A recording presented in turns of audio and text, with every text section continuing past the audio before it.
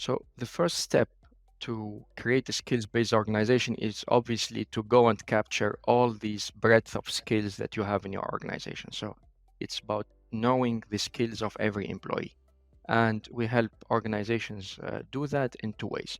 One, we can make very good use of AI to capture data that is existing already on the organizations, be it in CVs, be it in existing HR management systems or any other systems that have captured skills in a way. The other way we do it is we engage into a conversation with the employee and capture as many the information as possible on the skills that the employee has. So these are two ways to capture the skills.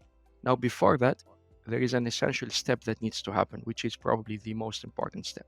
We need to agree with the organization on what is called the competency model or competency framework. And that requires discussions, thinking, and obviously a very solid software product that can capture that competency framework and take decisions based on that. We agree with our customers on a competency framework that reflects their thinking about what is really good for them right now and what is going to be good for them in the future, 3 years, 5 years, etc. That should be a reflection, obviously, of their strategy. So if we are taking the topic decarbonization and we would like to become a company that respects the environment in an entire way, like carbon neutral, let's say by 2030, that goal has to be reflected in the competency framework. If we are a company that thinks we need to be leaders in the industry they're working in, so we need to have kind of that leadership aspiration into the competency model, right? All areas or all goals of the company that are extremely important have to be reflected in the competency model. On top of that, there have to be obviously more functional and technical competencies that are captured in the competency model.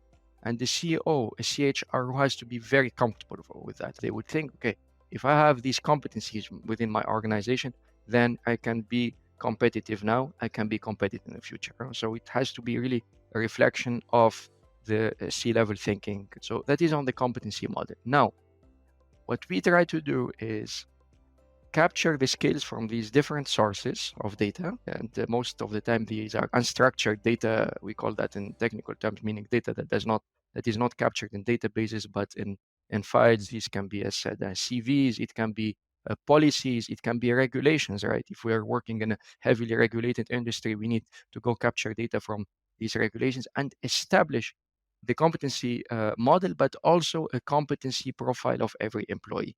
And then we start seeing things in a much clearer way. Yeah? So if I give an example, if I'm working today as a consultant in a professional services organization, then the organization expects that I am mastering problem solving at level 3.